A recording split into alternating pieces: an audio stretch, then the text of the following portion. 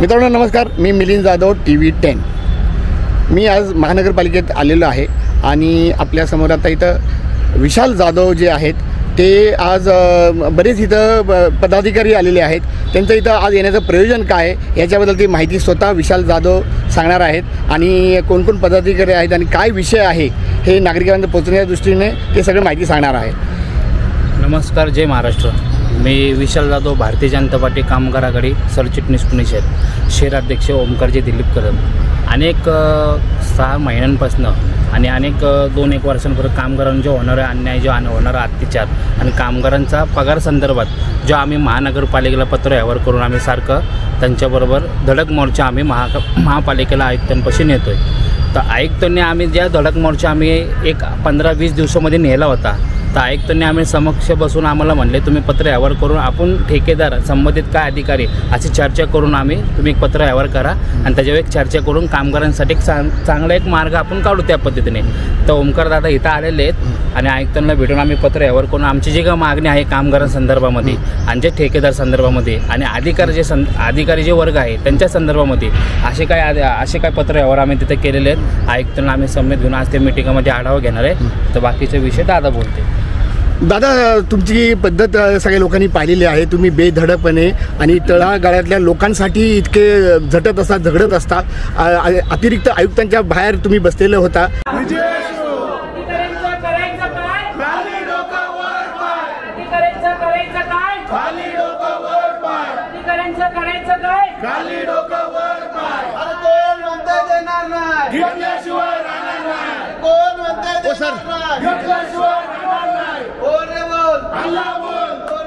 मागच्या वेळी ती पहिलीच अशी मीटिंग होती जी कॅमेऱ्यावर आलेली आहे। सर, आता काय मग त्यांचं म्हणणं आहे, तुमच्यामध्ये काय पोहोचलंय आणि काय परिस्थिती आहे ते लोकांना सांगा सर।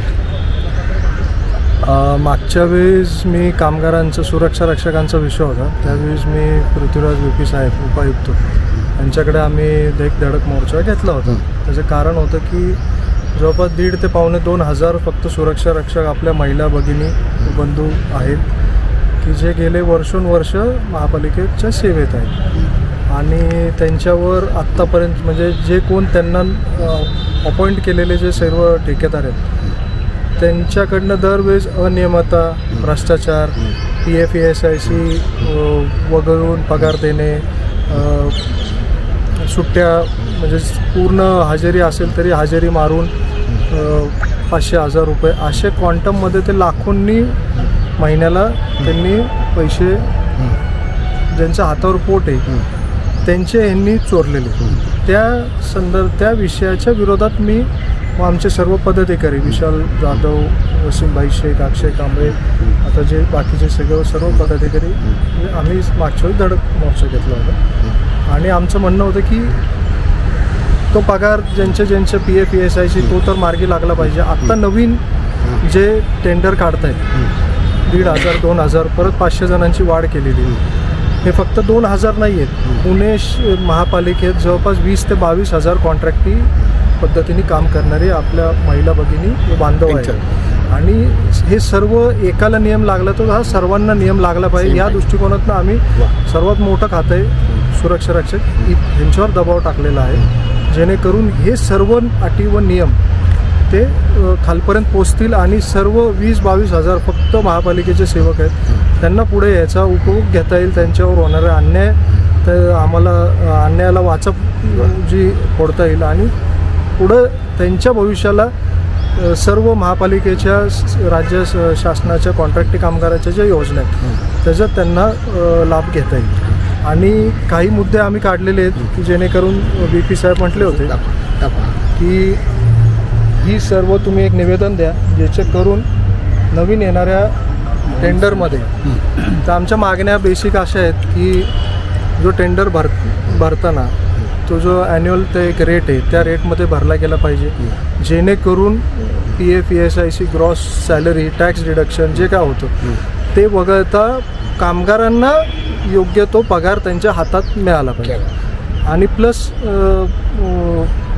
ज्यावेळेस आपण अपॉइंटमेंट लेटर आपण ज्यावेळेस कामाला टेंडर मिळाल्यानंतर ज्या सेवक आहेत त्यांना अपॉइंटमेंट लेटर मिळालं पाहिजे, त्यांचं PF ESIC क्लिअर झालं पाहिजे आणि दर महिन्याला त्यांचं हजेरी सॅलरी स्लिप ही मिळाली तर त्यांना भविष्यात काही कोणाला उद्योजक बनायचं असेल, कोणाला स्मॉल स्केल काही कर्ज हे करायचं असेल तर त्या ह्याच्यासाठी त्याचा उपलब्ध होईल. आणि हा भ्रष्टाचार जेवढा कमी करून ही एक सिस्टम आपल्याला चांगली लावता येईल, जेणेकरून सर्व कॉन्ट्रॅक्टिंग कामगारांचं कल्याण होईल या दृष्टिकोनातनं. आणि दिवाळीचा मेन म्हणजे दिवाळीचा बोनस जे आत्तापर्यंत मिळत होता मागच्या वर्षीपर्यंत, 1 वर्ष झाला हा बंद झाला. दिवाळीचा बोनस हा कामगारांचा हक्काचा हे असतो. वर्षातनं त्यांनी काम केलेलं त्यांना ते 1 महिन्याचं त्यांना जे बोनस मिळतो त्या ह्याच्यात त्यांचे सण सगळे साजरे होतात आणि हा मिळालाच पाहिजे. मुद्द्याचा विषय असा आहे, अनेक 2022 मध्ये जेव्हा टेंडर काढलं होतं त्यांनी इगल कंपनीचं, तर 600 लोकांचे कामगार आहेत ज्या वेळेस मालमत्तेवर काम करत होते सुरक्षा रक्षक, त्या सुरक्षा रक्षकांकडनं त्यांनी काम करून घेतलं. त्यांची हजेरी आम्ही आयुक्तांपाशी आम्ही दाखवली बी, मांडली बी, आणि ते सगळे प्रत्येकाची फाईल बी आम्ही गोळा करून आम्ही ते 650 लोकांची मान्यता फाईल आयुक्तांपाशी दिली. त्या संदर्भात बी आमचा लढा येतो आणि आयुक्तांकडनं आम्ही 6 महिने राहिलेल्या कामगारांचा पगार तो आम्ही घेतल्याशिवाय आम्ही बी माघारी घेणार नाही कुठल्या संदर्भामध्ये. बोनस 6 महिन्याचा पगार आणि ज्या कामगारावर फसवणूक सारखे पगार 200-400 रुपये कट होते या संदर्भामध्ये भारतीय जनता पार्टी कामगार आघाडी शहराध्यक्ष ओमकारजी दिलीप कदम, उपस्थित सर्व पदाधिकारी आणि आमचे सगळे कार्यकर्ते हे सदैव कामगारांच्या हक्कासाठी आणि सदैव कामगारांसंग त्यांच्या कुठल्याही अडचणीला उभे राहतील. जय महाराष्ट्र. आणि TV 10 आत्तापर्यंत आमचे मित्र मिलिंद जाधव यांनी प्रत्येक आमच्या आंदोलनाला चांगलं कव्हर केलेलं आहे आणि त्याबद्दल TV 10चे खूप खूप धन्यवाद. Thank you sir. थँक्यू. हा व्हिडिओ तुम्ही चालू ठेवा. हां एकदा फक्त आतमध्ये बाहेर काय गरज नाही.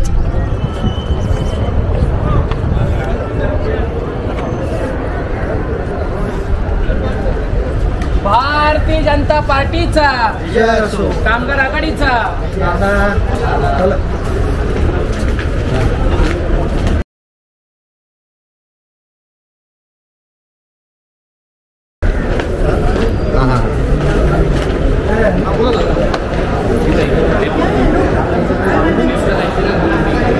चला इथून तुम्ही चला.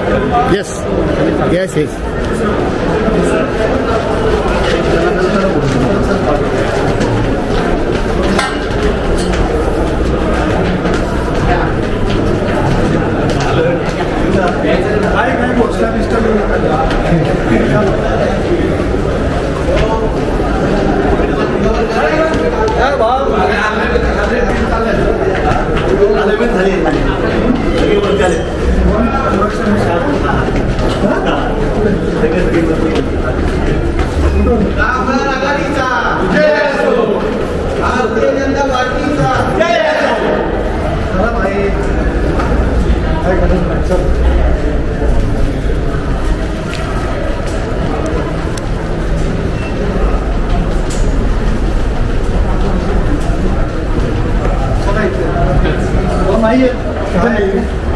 आहेत का रे तिकडे असतील. साहेब आहेत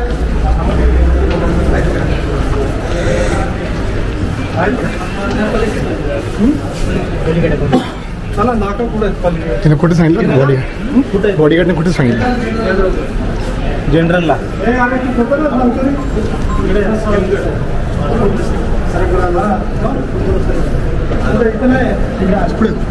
तसं सांग ना.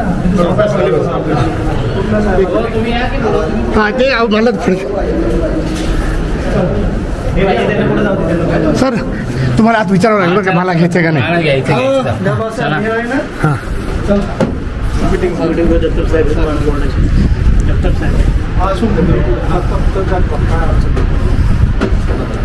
नंदकुमार जगतापना उत्तर द्यायचं विचारान घे ना पटकन. माझं तोंड दाखवतो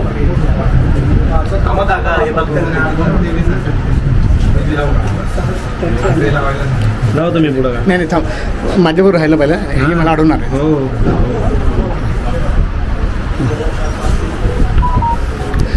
विशाल भाऊ माझ्याबरोबर राहा. हाव तुम्हाला कोण आहे करते असं करतात त्यांच्या गरिबांना त्रास देतात, असं ही पद्धत नाही. असं धाड त्यांनी आणलं बाहेर कसं टाकताना तर कोण होतं त्यावेळी? स्वतः विटकर साहेब. त्यांच्याबरोबर कोण होतं? त्यांच्याबरोबर काय सगळेच असतात. हे बी होते, त्याचं नाव मला माहित नाही. तुम्ही होते का? हा सगळे होते. काय सगळे ते शूटिंगमध्ये आहे ना सर, शूटिंगमध्ये मुद्दाच टाकले. ज्याला उचलून टाकायचं त्याला टाकत एवढं ताकदीने बाकीच्या बी गोष्टी होत्या. ज्याला खरं उचलून टाकायचं नाही त्याला तुम्ही हे करता. जो खोटे डॉक्युमेंट, खोटे मुख्यमंत्र्यांचे हे लावतो, शिफारस पत्र लावतो, असं सर यांच्या आयुक्तांनी सांगितलं आय कार्ड असायला पाहिजे. यांच्याकडे आय कार्ड नसतं सर. बघा ऐका ना, हे आहे ना. नाही सर, मी तुम्हाला पत्र दाखवतो सर. पत्रामध्ये वर्दी आणि आय कार्ड दोन्हीही कंपल्सरी आहे. दर्शनी भागावर लावायचं आहे. मी तुम्हाला पाठवतो सर ते, आणि मी त्याच्यावर बाईट करणार आहे. पुढचा एक आठवडा फक्त सिक्युरिटी. पुणे महानगर सुरक्षा नाही आय कार्ड वेगळं की वर्ण उडी मारायची, वेगळं काय आता यांचं नाव नाही ठेवायचा, अर्ज लिहायचा आणि वर्ण उडी मारायची. नाही मला कॅमेऱ्याला बंदीच केलेली आहे आता. केली लेखी आहे? हा लेखी नाहीये ना. मी लेखी मागितला, लेखी घेण्यासाठी. येईल तेव्हा करा ना. अहो मला उचलून बाहेर फेकलं साहेब. तुमच्यासाठी बॉडी नाही आहे माझी. साधा माणूस आहे मी. लेखी मागून घ्या, मागून घ्या. तुम्ही नशीब, तुम्ही जर चेहरा ते दाखवू शकला. मला तर इकडे बाहेरच्या बाहेरच पकडतात. कोण पकडतात? अहो हे पकडतात. बिनोडी साहेबांनीच पकडलं होतं एकदा. कोकण साहेब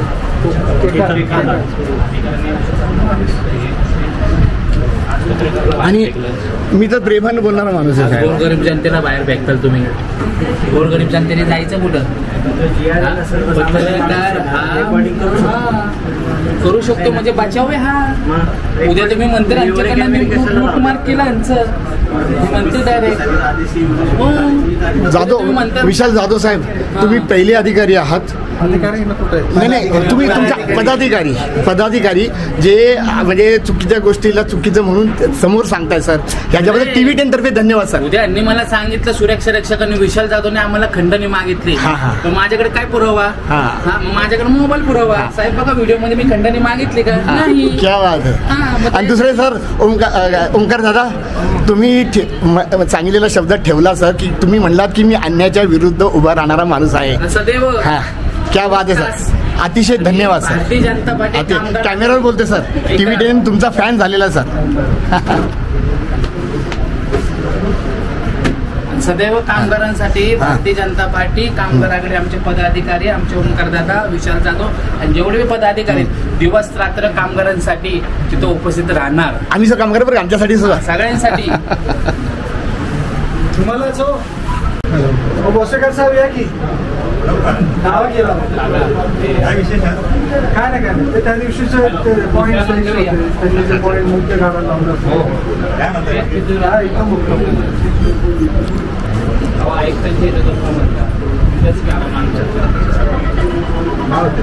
काय त्यांनी तुमच्या चॅनलमध्ये एक प्रश्न मी विचारला होता, तुमच्या केबिनमध्ये कॅमेरा का नाही आहे? त्याच्या आधी जे विटकर साहेबांच्या आधी जे होते ना पवार साहेब, नाही विटकरचं सूर नाही आहे. नाही ऐका ना, त्यांच्या आधीच्या ह्याच्यामध्ये होता कॅमेरा. आता जवळ ते आलेत अधिकारी तर त्यांनी कॅमेरा काढून टाकला. तिथं कॅमेरा होते, TV चॅनल होता आणि सुरक्षा अधिकाऱ्याला प्रॉपर TV चॅनल आणि कॅमेरा हा त्यांना ठेवायचा अधिकारच आहे त्यांना त्यांच्या केबिनमध्ये. त्यांनी एक प्रश्न तुम्ही प्रश्न विचारला होता. अगदी सर, आणि तो इंटरनॅशनल लेवलवर गेलेला आहे, म्हणजे तिथं जन्मभर राहणार सर. नाही गोरगरीब जनतेने जायचं कुठं? अगदी बरोबर सर. आम्ही सारखं तर हाबला मुतलं पेपर घेऊन नाही शकत. आयुक्त करून म्हणून आम्ही काय करणार, जे वर्ग अधिकारी आहेत आयुक्तांनी जे नेमलेले आहेत त्यांना जाऊन विचारणार ना. आम्ही एक प्रश्न तरी विचारणार ना. पण त्यासाठी विचारण्यासाठी काय लाईव्ह व्हिडिओ असतात बाबा, तुमचे गुप्त आम्ही समजू शकतो ना. आम्ही चर्चा करणार. नाही सर, तुम्ही म्हणता ते एकदम बरोबर आहे. आणि माझ्यावर करतात असं तर सामान्य नागरिक काय करत असेल?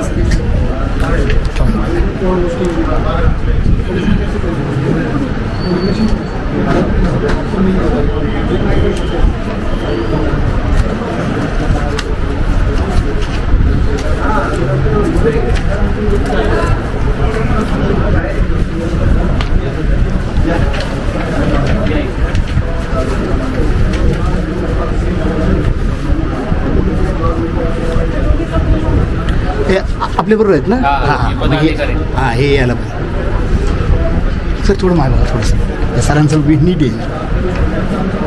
ठरवू का? नाही नाही. बरं बरं बरं. 0.01 करतात ना, समजा आता 100 रुपयाचं टेंडर आहे, ठीक आहे, त्याच्यातनं 4 रुपये तुमचे कट होणार बिलामध्ये, ते गव्हर्नमेंटला टॅक्सचे रुपयात जाणार. नेट हातामध्ये अमाऊंट माझ्या 96 रुपयेच पडते. तर 96 रुपयाच्या बिलिंगमध्ये मी 100 रुपये कसे वाटू शकतो?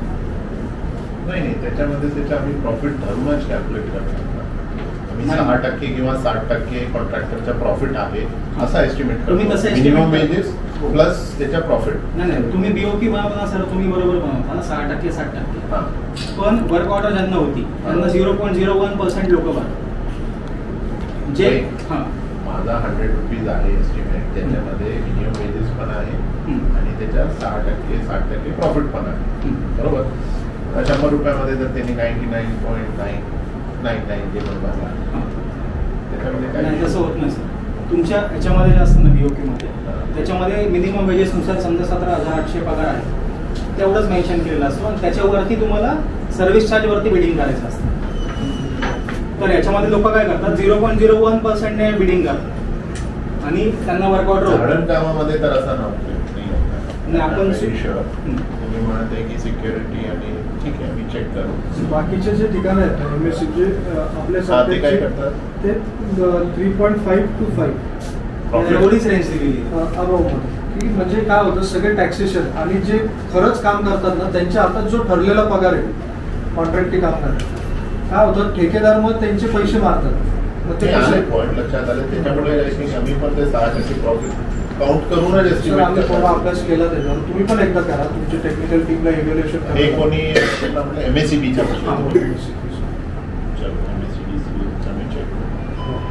आणि सर त्यांनी इतकी सिस्टम चांगली बांधली आहे ना सर, तिथं पण आपली युनियन आहे की त्या निगेटिव्ह बिल्डिंग या पर्सेंट त्यांनी रेंज दिली तर ते ह्या ह्याच्यातच करा. त्यामुळे हे जे सगळे कॉन्ट्रॅक्टी कामगार आहेत ना त्यांना कधीच PF ESICचा त्रास होत नाही, कधीच हजेरीचे ठेकेदार हे होत नाहीत आणि एकदम त्याच्यामध्ये सगळे 3.5 भरणार 3.5 to 5 सगळे लोअर मध्ये हो. 3.5. Yes. ठीक आहे. एकदा फक्त MSCDC चेक करू. कॉपी असेल तर आम्हाला शेअर करा. पुढे दुसरा पॉईंट सेम रिलेटेड आहे सर. तिसरा पॉईंट जो आहे, आता आपण 1 वर्षांचं जे टेंडर काढतो, ज्यावेळेस नवीन ठेकेदार येतो त्यावेळेस आधी तो सगळ्या लोकांना कामावरून काढतो आणि परत जॉईन होण्यासाठी त्यांच्याकडनं 5,000 रुपये 10,000 रुपये असे पैसे घेतो. तर समजा ठेकेदार जरी चेंज झाला किंवा कंपनी चेंज झाली, जे लोक तिकडे कामाला आहेत त्याच लोकांना पुढे कॅरी फॉरवर्ड केलं पाहिजे, बाय डिफॉल्ट व्हायला पाहिजे तसं. त्याच्यामुळे काय त्या लोकांचं पण एक जॉब सिक्युरिटी राहील आणि ज्यांना त्या कामाची माहिती हा विषय आपण बोललो होतो त्यावेळेस आपण म्हणत होते की आपण काहीतरी तसा टाकू प्रेफरन्स कंपल्सरी तर करू शकत नाही. कंपल्सरी नाही, जर त्यांच्या कामात त्रुटी आढळून आली असेल तर त्याला काढा नसेल. ही आता स्टँडर्ड ऑपरेटिंग प्रोसेस अशी झाली की जे जे ठेकेदार सर आपले तुम्ही लास्ट टाइम पण 60 आपले महानगरपालिकेच्या म्हटले की साहेब ते सगळ्यांना काढतात, सगळ्यांकडून 15 दिवसाची पगार घेतात आणि त्याच्यानंतर त्यांना कामावर लावतात. आणि त्यावेळेस हेही सांगितलं होतं की आपण असं लिहू की preference to be given to existing person. आणि दुसरी गोष्ट अशी आहे सर, आता जे बिलिंग होतंय सध्या या म्हणजे 4 नंबरचा पॉईंट घेतोय आपण.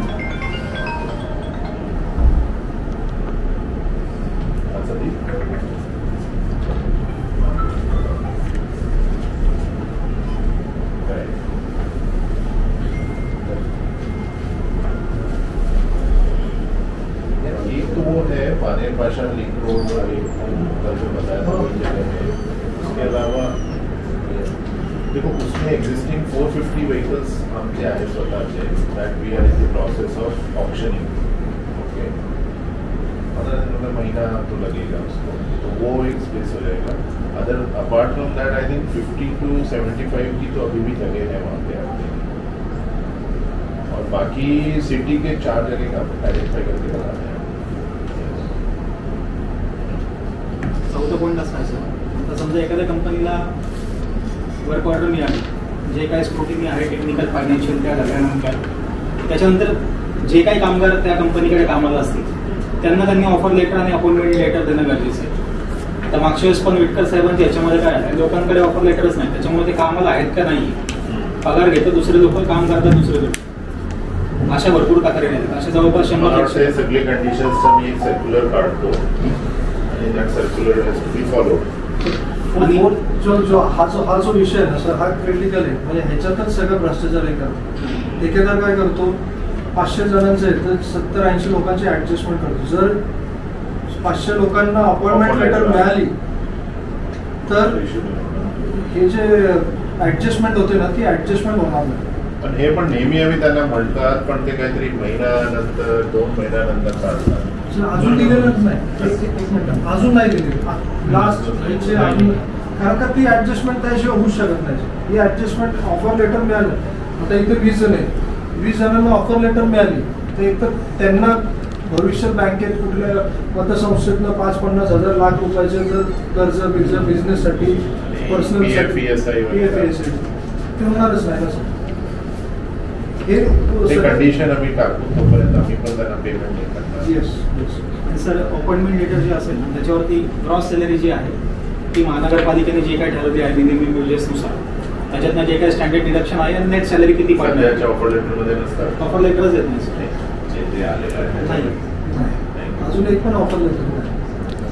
आणि प्लस तुमचं काम कुठे करणार आहे, तुमचं डेझिग्नेशन काय आहे, म्हणजे सगळ्या लोकेशन तर डिपार्टमेंट. ठीक आहे, पुढे मागे होऊ शकते, पण appointment letter with the salary bifurcation मिळालं पाहिजे.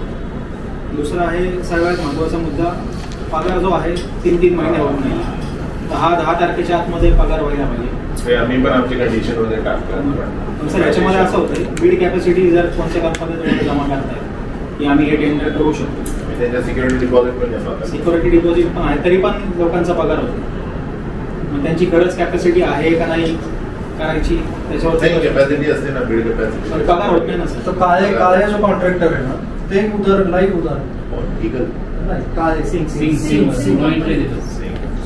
जे आम्ही दरवेळेस त्याच्या विरुद्ध हे मानतो की 1.5 महिने 2-2 महिने पगारच नाही.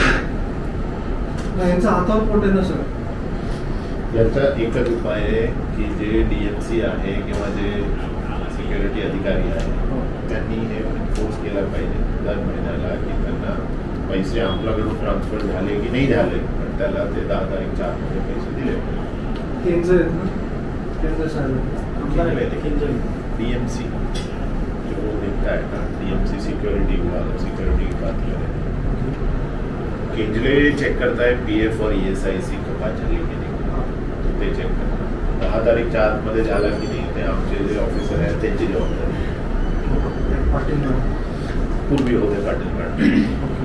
DMCची जबाबदारी आहे संपूर्ण अतिक्रमण संबंध DMC असेल, सिक्युरिटी DMC असेल, झोनल DMC असेल, कचरा विषय असेल. मला असं वाटतं सर DM सुरक्षाचं जे आहे ते DMC कडनं नाही, मुख्य खात्याकडनं. DMC कोण करते प्रोसेस? मुख्य खाते. बिल कोण प्रोसेस करते? सुरक्षा विभागाचं बिल उपायुक्तच करते ना, उपायुक्तच करते. आणि सर आता हे जे आहे जे काही कामगार आहेत त्यांची महिन्याची सॅलरी स्लिप त्यांना मिळाली पाहिजे. म्हणजे आपण दिवस किती भरले आणि किती पगार आपल्याला आलाय, किती सुट्ट्या झाल्या. आता काय होतंय सर, या महिन्यात समजा मी 30 पैकी 26 दिवस पूर्ण भरलेले असतील, तर या महिन्यामध्ये माझी आश्चर्य जाते 26 दिवसांची आणि पुढच्या महिन्यामध्ये 2-3 हजार रुपये कट होतो. ते काय म्हणतात की एखादा माल होता त्याने चेक केला आणि तुम्ही 2-3 दिवस नव्हता म्हणून ते पैसे कट झाले. पण हे त्या महिन्यालाच मिळालं. तर आज चर्चा झाला हा विषय. आणि दुसरी एक गोष्ट सर, कामगार कल्याण खातं जे आहे आपलं त्यांच्याकडनं PF ESIC जे आहे, आता कसं आहे 1 महिना ॲडव्हान्सच ठेकेदाराला पेमेंट करावं लागतं, त्याच्या अगेन्स्ट महानगरपालिका बिल काढते. तर त्यांचे डिडक्शन जे आहेत PF ESIC आणि PT वगैरे त्यांचं भरणा झालेला आहे का नाही UN नंबरवरती ते काम स्ट्रिक्टली करावा. मागे थोडासा विषय झाला होता, मी पण चौकशी केली आमचे उपकामगार अधिकारी त्यांनी वेळेवर आणि स्ट्रिक्टली करावा. सर महानगरपालिकेची एक वेबसाईट आहे कॉन्ट्रॅक्ट एम्प्लॉई, त्याच्यावरती तर यांचा डेटा कोणाचा अवेलेबल नाही. contractemployee.tmc.gov.in याच्यावरती सगळ्या कंत्राटी कामगारांचा डेटा तुम्हाला दर महिन्याला अपलोड करणं बंधनकारक आहे. खाता पण लक्षात येत नाही आणि ठेकेदार पण लक्षात येत नाही त्याच्यावरती. तर हे जर तुम्ही कंपल्सरी केलं, कामगार अधिकारीला सांगतो की ही इज टू इन्शुअर सगळे डिपार्टमेंट्स याच्यावर म्हणजे हे अनालाइज करायला तुम्हाला सोपं आहे, कारण महानगरपालिकेने जर वेबसाईट डेव्हलप केलेली असेल सगळं ते चेकिंग करायला सोपं आहे. आणि दुसरा एक महत्त्वाचा मुद्दा असा होता की दिवाळीचा बोनस जो आहे, आता मागच्या 1-2 वर्षांचा दिवाळीचा बोनस मिळालेलाच नाही आहे. तर टेंडरचं जे काही आपण एस्टिमेट कराल त्याच्यामध्ये जर बोनसची तरतूद केली आपण तशी आणि त्याप्रमाणे बोनस काढला तर ते एक महत्त्वाचं होईल. परत काय होतं सर, बोनस समजा कायद्याप्रमाणे 1 महिन्याचा पगार पूर्ण दिला पाहिजे. जर 1 महिन्याचा पगार पूर्ण बोनस म्हणून वर्षाकाठी मिळाला पाहिजे. याच्यामध्ये पण 2 वर्षाआधी अशा गोष्टी झाल्यात, समजा 10,000 रुपये बोनस येणार असेल तर कामगारांना 3-4 हजार रुपये दिलेले आहेत. वरचे पैसे ठेकेदारांनी काढले. हो, बोनसमध्ये पण काढले 2022 आता 2 वर्षाला बोनसच नाही ना. 22. तर याच्यामध्ये सर बोनसचं जे आहे ना त्याचं पण प्रत्येकाचं व्हेरिफिकेशन व्हायला पाहिजे. अकाउंट स्टेटमेंट म्हणा किंवा काय एक SOP आपल्याला सेट करायला. दुसरी गोष्ट अशी आहे सर, पुढचा पॉईंट, बऱ्याचशा टेंडर्समध्ये अटी शर्तींमध्ये दिलेलं आहे की तुम्हाला युनिफॉर्म, शूज आणि सेफ्टी इक्विपमेंट्स काय असतील PP ते तुम्ही दिलं पाहिजे. बऱ्याचशा याच्यामध्ये ते दिलेलंच नाही. पैसे मी कपात करतो त्यांचे कोणाच्या कॉन्ट्रॅक्टरचे. आता एक चौकशी केली त्याच्यामध्ये त्याचे पैसे मी कपात केले. 280 रुपये काहीतरी द्यावं लागते ड्रेसचे. आणि फार उशीर दिले पण ते डिडक्ट केले आम्ही पूर्वीचे. याच्यामध्ये एक चर्चा अशी पण झाली होती की आम्हीच खरेदी करून नव्हती देऊ, पण फिर वी डिसाईड की नाही आपल्याला नाही खरेदी करायची. महानगरपालिका अशी एक चर्चा झाली की आम्ही खरेदी करू महानगरपालिका आणि we give to the contractual employee. पण तो चुकीचा आहे. फिर दुसरे विषय निकलते. तो एक विषय आला होता की DBT करू का आम्ही डायरेक्टली बाकीयांना, पण तुम्ही आमचे डायरेक्टली एम्प्लॉईनी DBT केला तर ते विषय वेगळा डायरेक्शनमध्ये जाऊ शकते की यांच्या आणि यांच्या व्यवहारात कसं काय. आमचं म्हणणं एवढंच आहे सर, जर टेंडर अटी शर्तींमध्ये ते असेल तर त्याची पूर्तता एन्फोर्स करण्याचा विषय आहे. कारण काय, जर महानगरपालिका म्हणून जर कुठेतरी सुरक्षा रक्षक थांबलेले असतील तर ते आयडेंटिफाय होणं गरजेचं आहे. ते जर साध्या कपड्यांमध्ये घातलेले असतील तर त्यांना कोण हे अतिक्रमणचे लोक पण विदाऊट ड्रेस असतात. दुसरी गोष्ट, ते कॉन्ट्रॅक्ट एम्प्लॉई जी वेबसाईट आहे सर त्याच्यावरती सगळा डेटा आणि बाकी 12वा मुद्दा आहे तो इक्वल ट्रीटमेंट मिळाली पाहिजे. ते पेंडिंग आपला विषय हा झाला सर आमचं. तुम्ही जे आम्हाला म्हटलं सजेशन द्या तर तुम्ही, आमची विनंती आहे की सर्व आपल्या महानगरपालिकेत जवळपास 20,000 ते 22,000 कॉन्ट्रॅक्च्युअल लेबर आहे. म्हणजे सफाई कामगारापासून, सांख्यिकीपासून, स्किल्ड अनस्किल्ड लोक.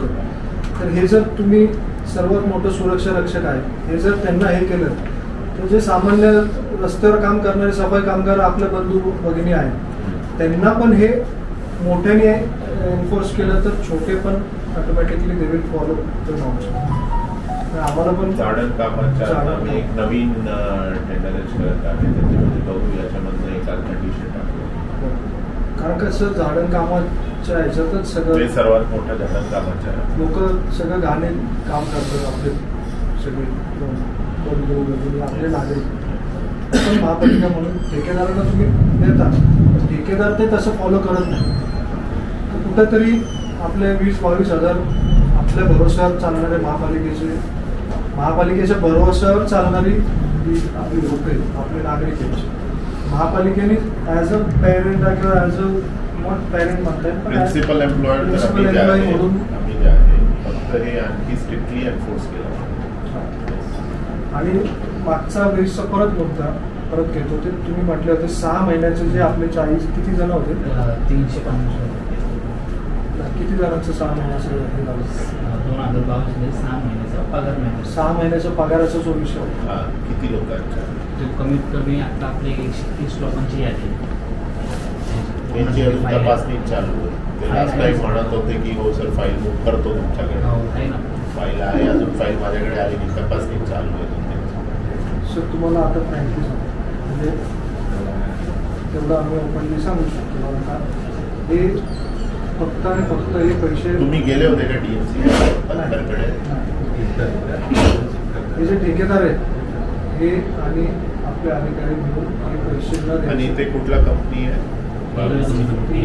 ईगल आणि सैनिक आणि सैनिक दोघांची सिक्युरिटी आहे.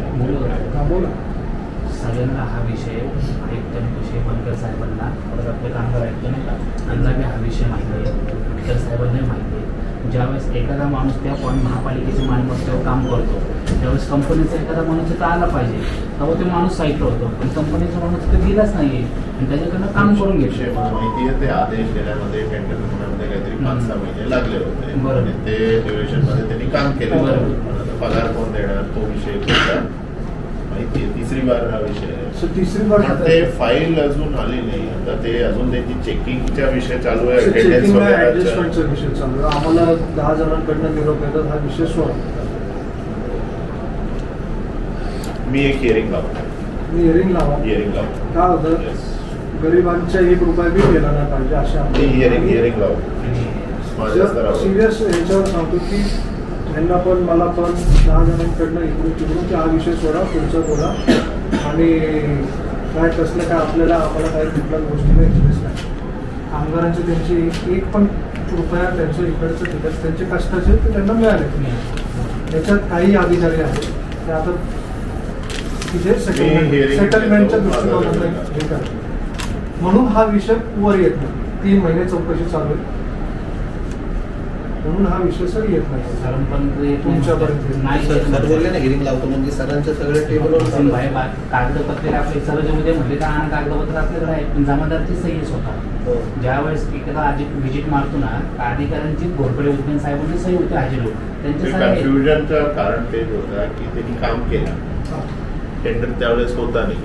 टेंडर उशीर झाला नाही काही. नाही आधी 200 लोक जे होते ना हा. तर त्यातले 50 लोकांना दिलं आणि 150 लोकांना त्यांना काम करून घेतलं. आणि त्यांनी बिल फक्त 50 लोकांच्याच दाखवलं त्यावेळेस. नाही बिल सगळ्यांची लोकांना त्यांना मिळाले तो बघा. बाकीच्या का नाही दिले आम्ही पैसे. तो मुद्दा आहे ना सर तोच तर विषय. हिअरिंग घेऊ द्या माझं. ठीक आहे. एकदा हिअरिंग चल. तसं कामगार आयुक्तांपाशी जर गेलो दादा तरी आणि कामगार आयुक्तांकडे आम्ही लेबर कमिशनरकडे गेलो होतो. नाही गेलो सर. एक मिनिट त्यांनी लेबर कमिशनरने ती दिली होती ना ऑर्डर की यांचं 6 महिन्याचं काम. हो पण कुठलेही वैयक्तिक काय सारखं तर साहेब कशी नाही येऊ शकत. त्या साहेब कामगार आयुक्तांपाशी गेले की ते म्हणतात हे माझ्या हातात नाही ते माझ्या हातात नाही तेवढं माझ्या हातात नाही हे सगळं तिथं हिअरिंगच्या वेळेस तुमच्याकडे जे पण आदेश असेल लेबर कोर्टचा असेल किंवा कुठला आदेश असेल ते घेऊन घ्या. रेल्वे कोर्टामध्ये आतापर्यंत दादा त्यांनी कुठल्या प्रोसिजर केलंच नाही. इकडे ही प्रोसिजर केंद्रीय साहेबांचं केंद्र नाही लेबर आयुक्त असेल तर ते पण द्या. ठीक आहे.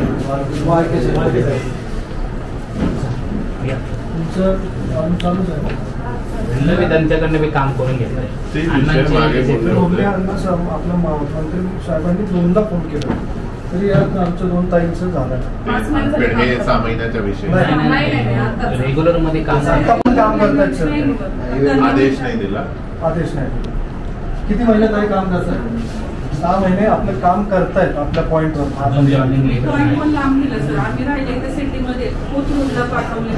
ऐका पॉईंटचा राऊंड पगार मिळत नाही. कोण? ईगल जमादार कोणी कोणाला रिपोर्ट करतात तुम्ही? धोत्रेला एकदा उद्या पाठवा माझ्याकडे. ठीक आहे. त्यांचं मुरली साहेबांनी 2दा वैयक्तिक फोन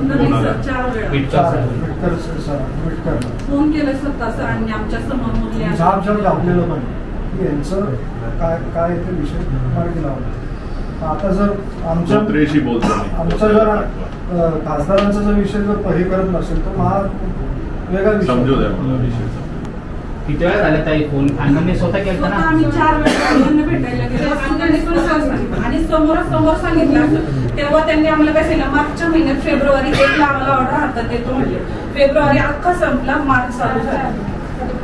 आम्हाला जायला यायला सर पैसे वगैरे नाही सर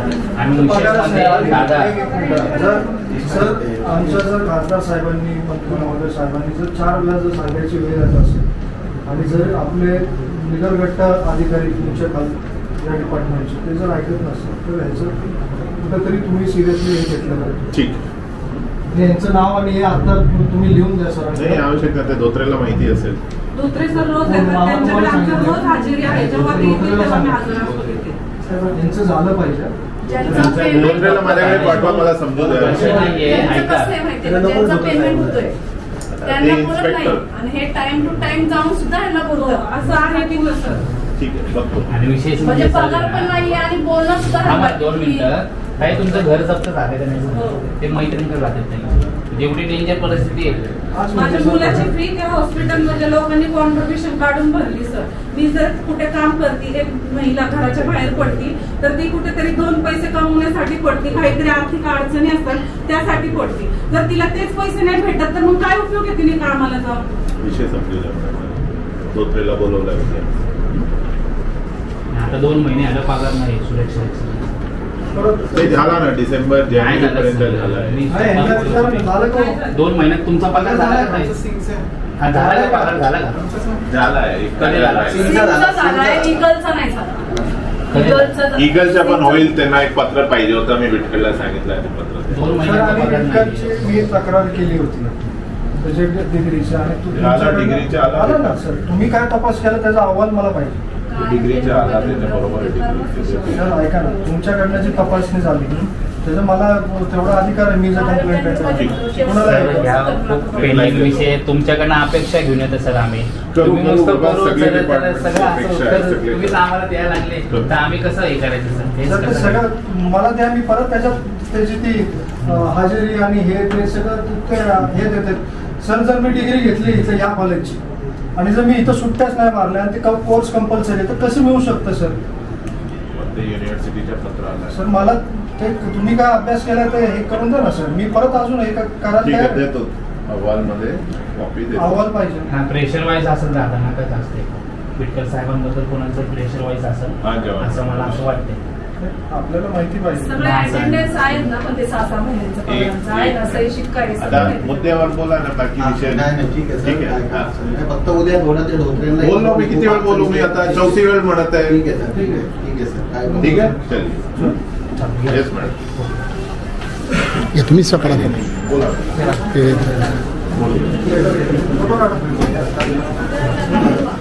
काय?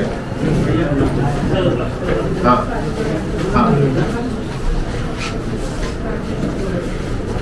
ओके. या पुढे आम्हाला फोन होऊ द्या.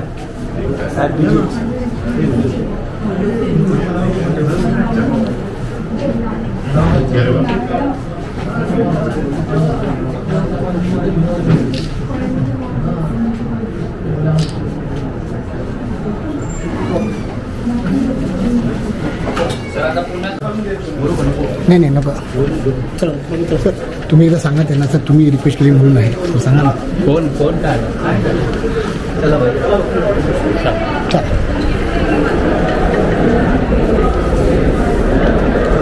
तेव्हा बाहेर फोन थांबलेली आहे. अच्छा घ्या.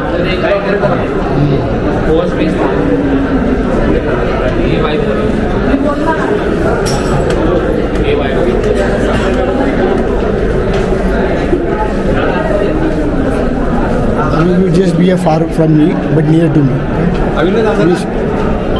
तू माझा काही संबंध दिसला नाही पाहिजे.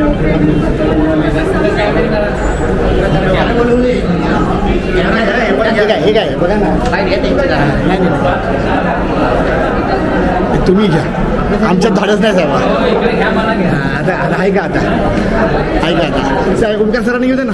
येतात ना दादा, येतात.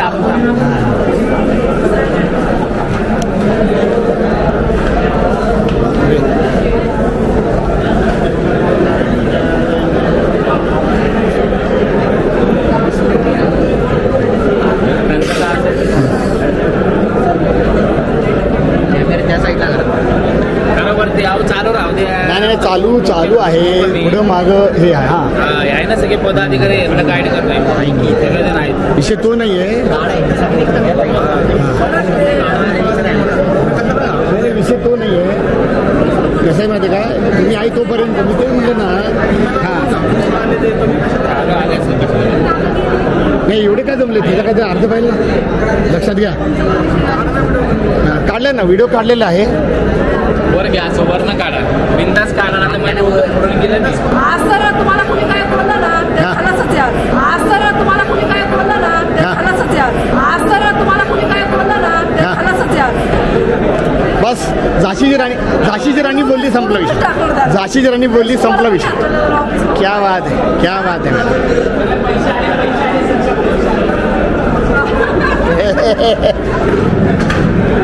बरोबर मामा असले ह्यांना मी नाव डिलिव्हर का नाना पाटेकर यांची स्टाईलच वेगळी आहे जो प्लेअर असतो ना नाही मिळालं जो प्लेअर असतो ना त्याला कोणाची भीती नसते आणि जे प्लेअर नसतात त्यांना भीती असते हे लक्षात घ्या आम्ही फुकट पैसे कोणाचे खात नाही क्या बात सर तिथं तुम्ही ना एकदा सांगायला पाहिजे की आमच्या रिक्वेस्टवर आलेलं आहे ते नंतर परत मला काय ते लेटर बिटर दिलं ना कुठे मी ऐकलं मी त्यावेळेस आम्ही बोलतो ऐकतो काय बोलले नाही थांबा साहेब आज तुम्ही कित ना सॉरी आज मी 5:30 सगळ्यांकडे गेलो होतो ते देणार नव्हते नाही म्हणले अजून नाही ते नंतर नमस्कार काय प्रकार धन्यवाद सर तुम्ही आल्याबद्दल ओके सगळ्यांनी बाईट द्यायची बरं का त्या विषयावर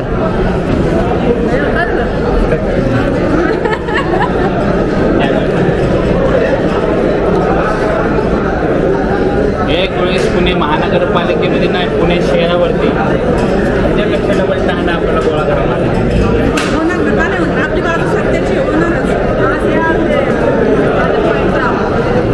सर थोड्या वेळ बंद करून नाही ते बॅटरी संपल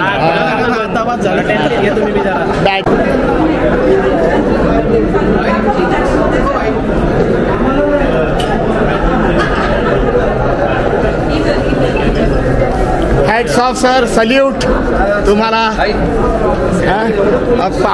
पावर पता चला ये मेरे लिए है कि क्या नीचे के सब क्या तुम्हारे लिए तुमच्यासाठी